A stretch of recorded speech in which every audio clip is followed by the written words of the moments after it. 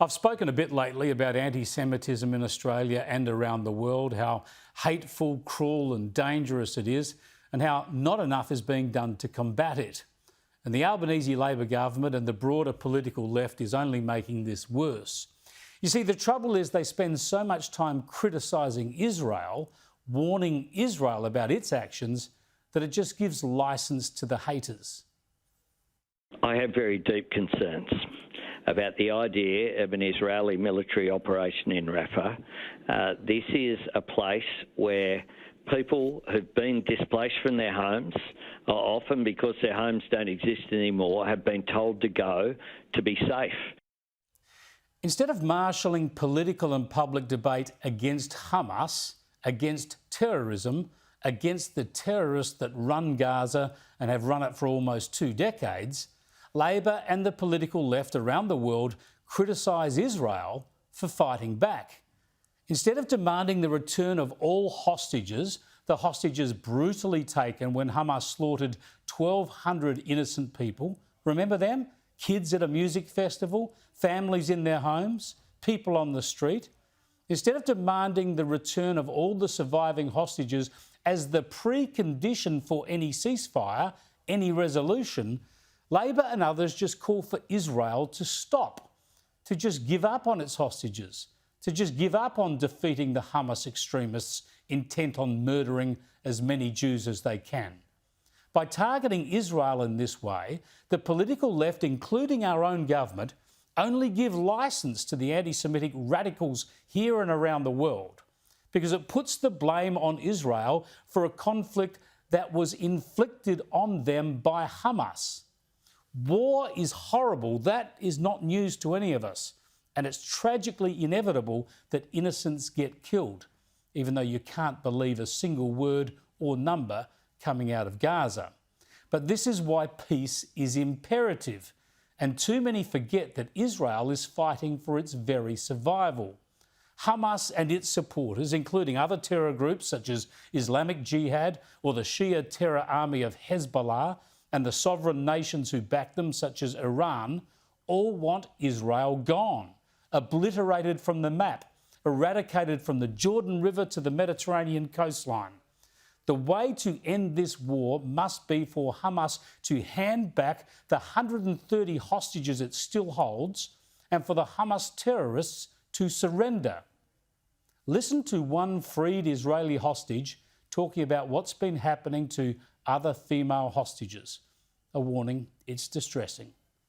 כל פעם שפגשתי מישהו היה לפחות מישהי או מישהו אחד שחוו התעללות מינית והתעללות פיזית. כאילו חצי מהן, ולא פגשתי את כל הבנות שנמצאות שם. והיא אמרה לי שהיא פשוט לא הפסיקה לבכות והוא פשוט לא הפסיק לעשות את מה שהוא עושה. והוא נהנה מזה. וכל החצי שעה הזאת, הנשק בראש שלה. אין לה ברירה אחרת. שאלתי אותה כאילו, ועשית את זה? היא מספרת לי את הסיפור, ואני שואלת אותה כאילו, מה, תגידי, עשית משהו בקש? היא אומרת לי כאילו, מה זאת אומרת? כאילו, ברור. לא הייתה לי את האופציה שלו. כי הנשק, הוא לרגע לא עזב את הנשק מהראש שלה. Just terrible. The organisation responsible for the death of innocent Palestinians is Hamas, the terror group elected to run Gaza nearly 2 decades ago, but which has been more intent on killing Jews and eliminating Israel than on providing a future for Palestinians. Israel has released this video of the Hamas leader behind the October the 7th atrocities, Yahya Sinwar, fleeing through the Hamas tunnel network under Gaza with children and terrorist aides by his side. One of the terrorists who started the conflict hiding from it underground while others suffer above.